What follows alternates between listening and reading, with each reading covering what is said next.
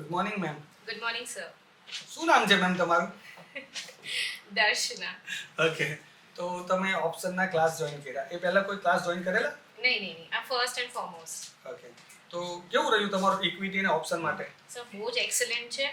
બહુ બધું ઇન્ફોર્મેશન મળી જસ્ટ બીકોઝ આ બધું તમે જો ઇટ્સ વેરી અનઇઝી. આપણે ખાલી ખબર પડે રેડ આવ્યું એટલે નેગેટિવ આવ્યું, ફરીથી ગ્રીન આવ્યું એટલે કન્ફ્યુઝિંગ કે શું કરવાનું શું નહીં. બટ ધ વે સોહા સરે જે શીખવાડ્યું અને જે એનું સ્કિલ્સ હતું, ધ ટીચિંગ લેંગ્વેજ હતી, એ બહુ ઇઝી અને ઇઝ ઇનફ હતી કે ઇવન ધ લેમેન પણ ઇઝીલી ગો થ્રુ કરી શકે કે કેવી રીતના આમાં આપણે ઇનસાઇડર ગ્રોથ થાય. એ પર્પઝથી તો ધી બેસ્ટ. ઓકે. સરે જે પણ ક્લાસ ચાલ્યા એમાં કોઈ થિયરીમાં કેલ્ક્યુલેશન વધારે કરવું પડે, મેથેમેટિક કેલ્ક્યુલેશન કરવું પડે એવું કશું હતું? નો નથિંગ. Is enough. 2-3 થિયરીઝ કરી લીધી. મોર્નિંગ ઉઠ્યા 9:30 to 12:30 માં પણ કામ થઈ જાય ઇઝીલી. ઓકે. એમની થિયરી પર તમે ટ્રેડ લીધો હોય અને તમને એ ટ્રેડમાં ડર લાગ્યો હોય એવું બન્યું?